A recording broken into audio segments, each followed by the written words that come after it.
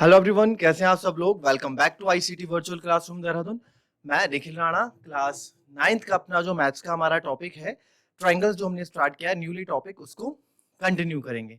तो चलिए अपनी क्लास शुरू करते हैं। एंड शुरू करने से पहले हमेशा की तरह थॉट ऑफ द डे लेके चलते हैं। तो आज का थॉट ऑफ द डे है बच्चों, कोई भी काम तब तक ही असंभव लगता है जब तक कि हम उसे कर नहीं लेते। जी हाँ, आपको कोई भी काम तब तक ही इम्पॉसिबल लगता है जब तक आप उसे कर नहीं लेते। दैट मीन्स आपने देखा, आपने किसी और की बात सुनी कि यार ये काम हमसे तो नहीं हो पाएगा, तो काफी लोग उसी को अपनी राय समझ लेते हैं कि जब इनसे नहीं हो पाया तो हमसे भी नहीं हो पाएगा। तो ऐसा आपको अपने अंदर एटीट्यूड नहीं रखना है। आपको अपनी आपकी कैपेसिटी कुछ और है और दूसरी की कैपेसिटी कुछ और है।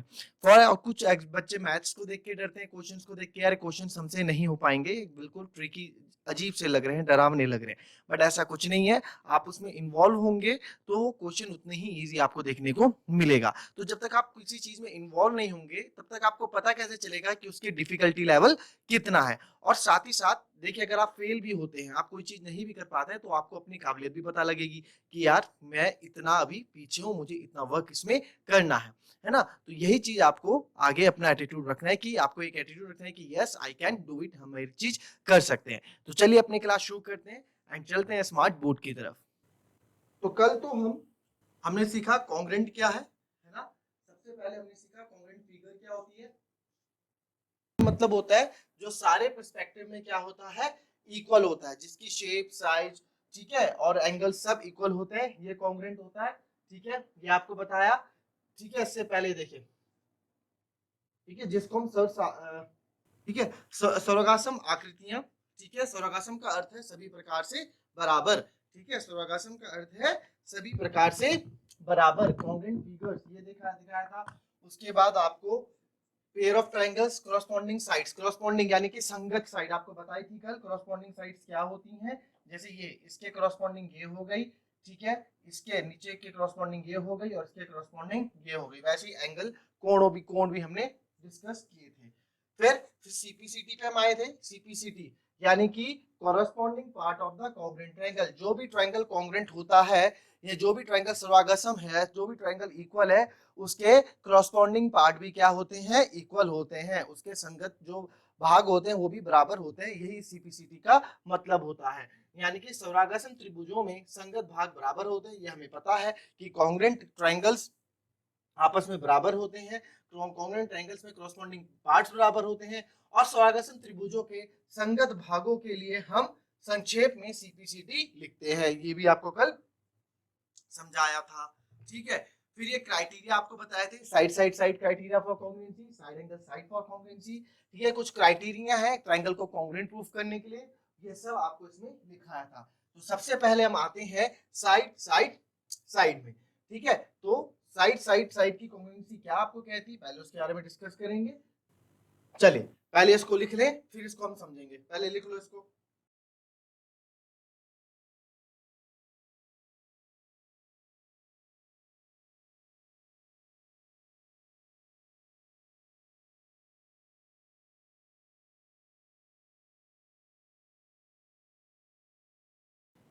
चलिए आइए समझते हैं।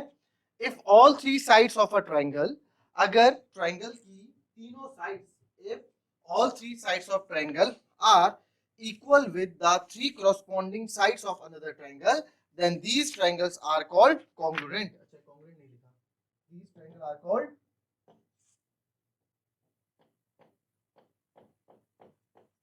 congruent. फॉर एग्जाम्पल, मेरे पास दो ट्रायंगल है, ठीक है, मेरे पास दो कोण है, और मुझे ये नहीं पता इन कोणों में मुझे, सॉरी, मेरे पास दो त्रिभुज है, ट्रायंगल है, बट मुझे ये नहीं पता है कि इस त्रिभुज में ना क्या इसके एंगल है। एंगल के बारे में मुझे नहीं पता है ना, एंगल के बारे में मुझे नहीं पता कि किसके कितने कितने एंगल है। फॉर एग्जांपल, मुझे नहीं पता ये एंगल कितना है और ये एंगल कितना है, मुझे नहीं पता कि ये एंगल कितना है, ये एंगल कितना है, बट मुझे ये पता है कि इसकी तीनों साइड क्या है, इक्वल है। मुझे ये पता है कि इसकी तीनों साइड क्या है, इक्वल है। अब जब मुझे ये पता है कि इसकी तीनों साइड इक्वल है, तो इट मींस ये ट्रायंगल क्या है, ये ट्रायंगल आपस में कॉन्ग्रुएंट है। कॉन्ग्रुएंट मतलब ये सर्वगासम है, यानी कि तीनों ही इक्वल है। तो अब अगर मुझे ये नहीं पता कि भाई ट्रायंगल के एंगल क्या है, यानी कि मुझे कोण के बारे में नहीं पता, मुझे फॉर एग्जांपल इनके दो ट्रायंगल दे रखे हैं, दो त्रिभुज दे रखे हैं, इनके कोणों का मुझे नहीं पता है कि यार ये कोण कितने हैं, है ना, इनके कोणों का मुझे नहीं पता है कि ये कोण कितने हैं, बट मुझे ये पता है कि तीनों भुजाएं बराबर हैं। तो इन तीनों भुजाएं अगर इसकी क्रॉस, वो भी संगत क्रॉसपॉन्डिंग साइड्स, अगर इसकी क्रॉसपॉन्डिंग साइड्स इक्वल है, जो ये लिखा है क्रॉसपॉन्डिंग साइड्स अगर इसकी इक्वल है, तो मैं कह सकता हूं पूरा ट्रायंगल कॉन्ग्रुएंट है। और जब ये ट्रायंगल कॉन्ग्रुएंट है तो एंगल तो ऑटोमेटिकली इक्वल हो जाएंगे बाय सीपी सीटी, है ना, corresponding part of congruent triangle. तो अगर दो ट्रायंगल कॉन्ग्रुएंट होते हैं तो उनके कॉरस्पॉन्डिंग पार्ट ऑटोमेटिकली क्या हो जाते हैं, इक्वल हो जाते हैं। ये भी आपको इससे पहले पढ़ाया था। तो ये दोनों ट्रायंगल आपस में कॉन्ग्रुएंट है। भले इसको टिल्ट किया गया है तो आपको लग रहा है ऐसा, बट ऐसा नहीं है, ठीक है।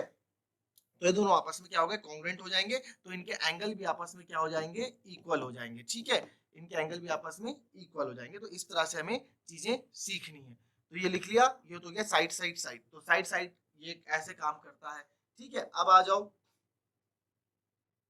नेक्स्ट में, ये लिख लिया होगा आप लोगों ने, समझ भी गए होंगे। अब आते हैं, ये हमारे पास आ गया, if two sides and including the angle, ये आपके पास साइड एंगल साइड है, ठीक है। दिस इज, जो हम ये पढ़ रहे हैं, ये पढ़ रहे हैं एस ए एस, यानी कि साइड एंगल साइड। चलो लिख लो, पहले इसको फिगर बना लो, फिर इसको समझाता हूं।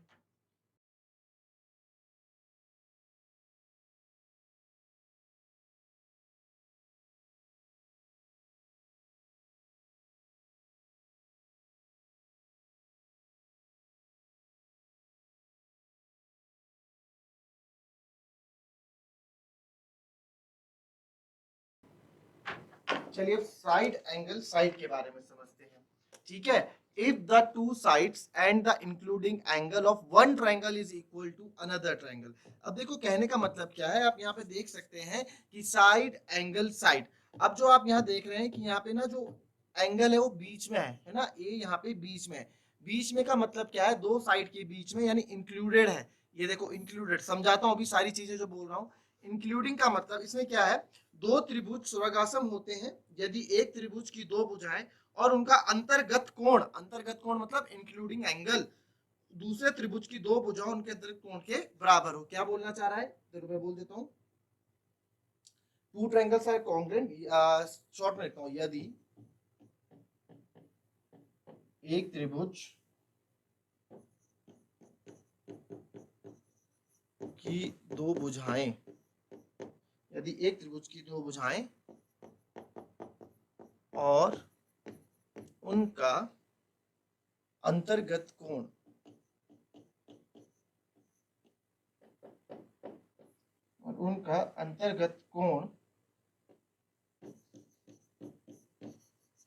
दूसरे त्रिभुज की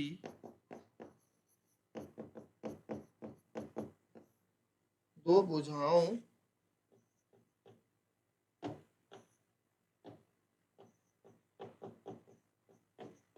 और उनके अंतर्गत कोण के बराबर हो।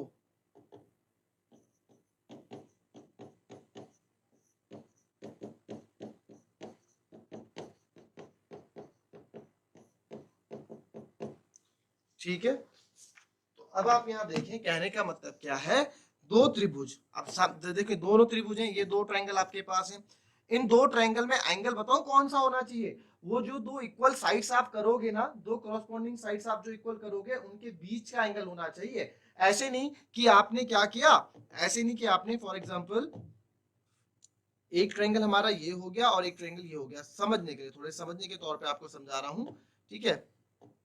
एक ट्रायंगल ये हमारे पास हो गया, तो आपने बोला कि सर ये इसके इक्वल है, ये हमने इसके इक्वल प्रूफ कर दिया, और आपने एक एंगल ये प्रूफ कर दिया और एक एंगल ये इक्वल प्रूफ कर दिया। तो यहाँ पे साइड एंगल साइड नहीं लगेगा, क्यों, देखो इसमें तो दो इक्वल जो साइड्स कॉरस्पॉन्डिंग साइड है उसके बीच का अंतर्गत लिखा है ना, दो भुजाएं, यदि एक त्रिभुज की दो भुजाएं और उनका अंतर्गत कोण, तो ये है वो दो भुजाएं और उनके अंतर्गत ये आ रहा है कोण, या तो ये आ जाए या तो ये आ जाए, ठीक है, इसका कोण और दूसरे त्रिभुज की दोनों भुजाओं और उनके अंतर्गत कोण बराबर है, जो इन दो की इन दो का अंतर्गत कोण कौन था, इन दो साइड का एंगल कौन था, ये वाला था। तो इसमें ये एंगल अगर बनता तो हम इसमें साइड एंगल साइड लगा सकते थे, बोल सकते थे। तो ये साइड एंगल साइड की प्रॉपर्टी आपकी नहीं कहलाएगी, ठीक है। ये साइड एंगल साइड की प्रॉपर्टी आपकी कहलाएगी। ये देखो, ये ट्रायंगल, ये ट्रायंगल, ये ट्रायंगल, और ये सॉरी ये भुजा और ये भुजा, इनके बीच का कोण, ये भुजा, ये भुजा और इनके बीच का कोण। तो दो जो करस्पॉन्डिंग साइड्स होती है उनके भुजाओं का जो कोण आता है वो आपका बराबर होना चाहिए, ठीक है। तो ही साइड एंगल साइड आपका लग पाता है, ठीक है। कॉपी कर लेंगे इसको भी।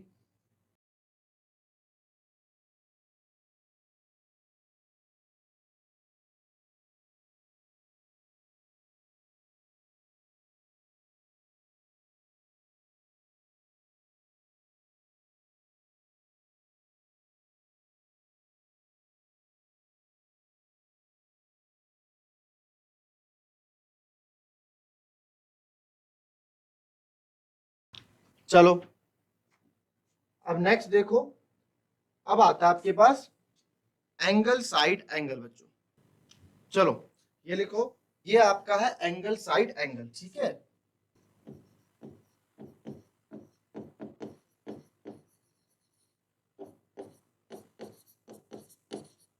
ASA कॉन्ग्रुएंसी कल बताई थी ना, एंगल साइड एंगल वो है।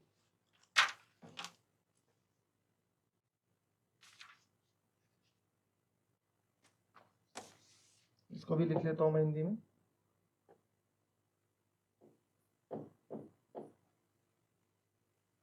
यदि एक त्रिभुज के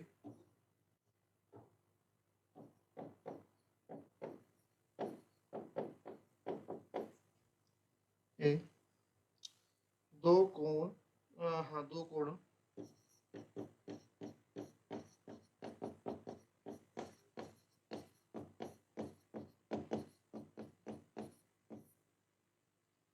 और उनके अंतर्गत भुजा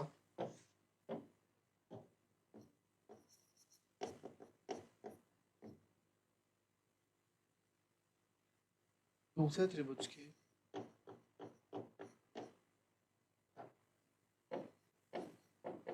दूसरे त्रिभुज के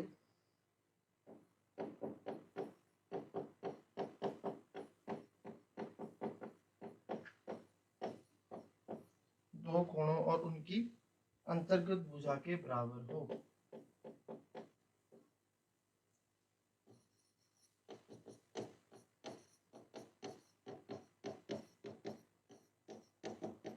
ठीक है। तो जैसे साइड एंगल साइड था ना बच्चों, वैसे ही आपका एंगल साइड एंगल भी हो गया।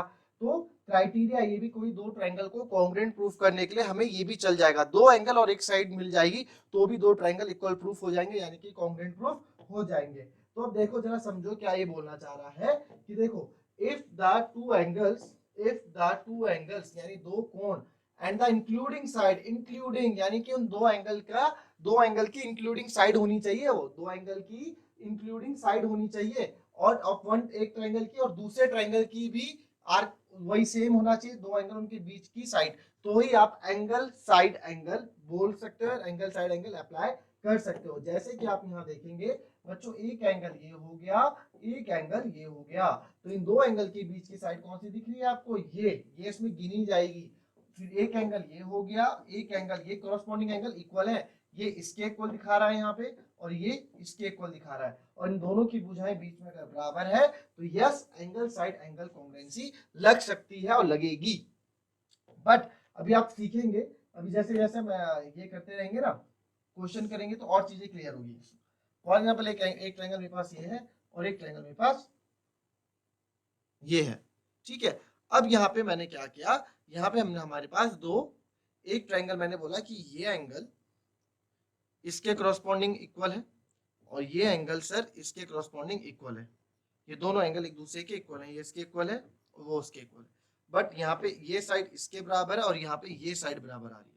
तो यहाँ पे इसमें तो एंगल साइड एंगल प्रॉपर्टी लग रही है, बट इसमें एंगल साइड एंगल प्रॉपर्टी नहीं लग रही है। क्यों? क्योंकि दो कोणों के अंतर्गत आने वाली भुजा, दो कोणों के दो एंगल को इंक्लूडेड करने वाली साइड, यानी कि ये साइड इक्वल होनी चाहिए थी, तो ही आप एंगल साइड एंगल इसमें लगा सकते थे।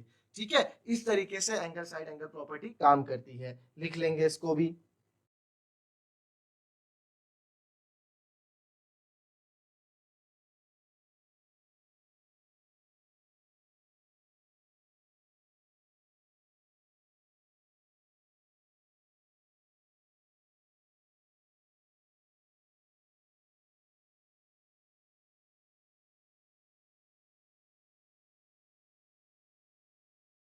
तो लिख लिया। चलिए अब नेक्स्ट आएंगे। अब ये आ गया आपका। अब बच्चों जो ये है ना, ये पता है क्या है, ये हम पढ़ रहे हैं एंगल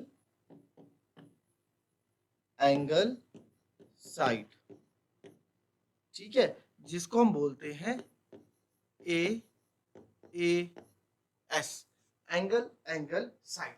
यहाँ पे कितने एंगल आ गए, दो एंगल आ गए, है ना, कितने एंगल आ गए, दो एंगल आ गए। तो अब क्या है इसमें ना, इसमें नहीं देखते, देखो अब आप बोलोगे सर इससे पिछले वाले में भी, इससे पिछले वाले में भी हम देखेंगे, अगर इससे पिछले वाले में भी दो एंगल थे, यहाँ एक एंगल यहाँ था, एक एंगल यहाँ था, है ना, बट यहाँ बीच में, यहाँ साइड बीच में थी तो इंक्लूडेड हम लेते थे। बट इस वाले में दो एंगल इसमें भी है बट साइड इसमें कोने में है, तो एंगल एंगल साइड पढ़ेंगे। If any two pair of angles and a pair of the corresponding side is equal in two triangles then these triangles are called congruent triangles। बहुत ही सिंपल है कि भाई कोई से भी दो ट्रायंगल आप ले लो, दो एंगल, दो कोण कोई से भी ले लो, कोई भी संगत कोण, दो संगत कोण ले लो और एक संगत भुजा ले लो, कोई सी भी, अगर आपने ये भी कर दिया ना तो भी हम ट्रायंगल कॉन्ग्रुएंट प्रूफ कर लेंगे। इस बार आपको पिछली बार की तरह बीच वाली लाइन की जरूरत नहीं है, जरूरी नहीं है इंक्लूडेड उसके अंतर्गत आए। इस बार आप क्या कर सकते हैं, इस बार आप अगर एक एंगल यहाँ का, एक एंगल यहाँ का, ये साइड देखो, इसके इंक्लूडेड साइड, इसके अंतर्गत ये होनी थी, बट यहाँ पे कौन सी साइड इक्वल दिखाई गई है, ये वाली इक्वल दिखाई गई है। और यहाँ भी आप देखो एक एंगल ये है, एक एंगल ये, और यहाँ पे तीसरी साइड ये दिखाई गई है। तो ये एंगल एंगल साइड प्रॉपर्टी का रूल होता है, ये एंगल साइड एंगल का नहीं होता, नंबर कट जाता है अगर इसकी जगह आप एंगल साइड एंगल लिखोगे। तो आपको देखना है एंगल साइड एंगल कब आएगा, जब दो कोणों के बीच आएगा, यानी दो एंगल्स के बीच आ रहा होगा, दो एंगल्स के बीच साइड आ रही होगी तो वो एंगल साइड एंगल होगा, और दो एंगल और एक साइड कहीं की भी होगी तो वो एंगल एंगल साइड होगा। ठीक है, ये दिमाग में रखना है। इसको लिख देता हूं मैं हिंदी में भी।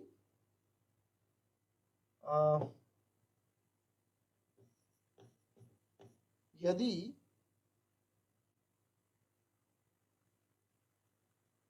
यदि दोनों त्रिभुजों के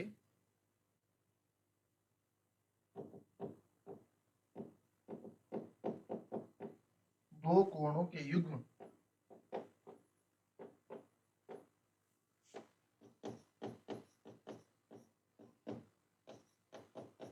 बराबर हो और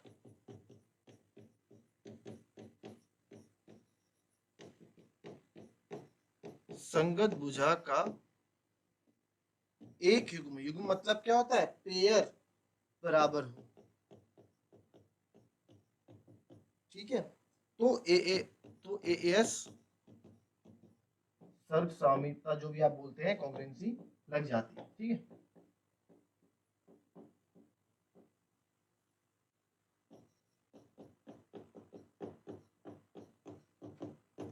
ठीक है। If any two pair of angle, कोई सी भी दो एंगल इक्वल है, तो कोई सी भी दो एंगल अगर आपके इक्वल है ना, तो यहाँ पे ये नहीं बोल रहे, यहाँ पे इस बार ये नहीं बोल रहे संगत कोण नहीं बोल रहे, कोई सी भी दो एंगल इक्वल कर दो यार, और कोई सी भी एक संगत भुजाएं बराबर कर दो, दोनों ट्रायंगल की संगत भुजाएं होनी चाहिए, तो इक्वल है तो आपका एएस लग जाता है। कॉपी कर लेंगे इसको।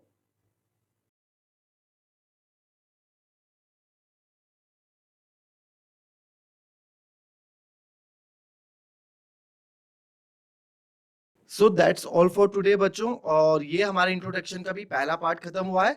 एक दो क्लासेस और इंट्रोडक्शन की चलेगी, चैप्टर के कॉन्सेप्ट्स हम पढ़ेंगे, उसके बाद हम क्वेश्चंस पे आ जाएंगे डायरेक्ट। ठीक है, तो जब आप क्वेश्चंस पे आ जाओगे, आपको जब इंट्रोडक्शन पूरा पता होगा तो आपके लिए क्वेश्चन बहुत चुटकी बजाने के बराबर होंगे, बहुत ईजी हो जाएंगे, बट उसके लिए पहले आपको कॉन्सेप्ट पे पकड़ होनी चाहिए। तो मिलते हैं आपसे अपनी नेक्स्ट क्लास में, तब तक के लिए be happy, be healthy and be safe. Thank you and have a nice day.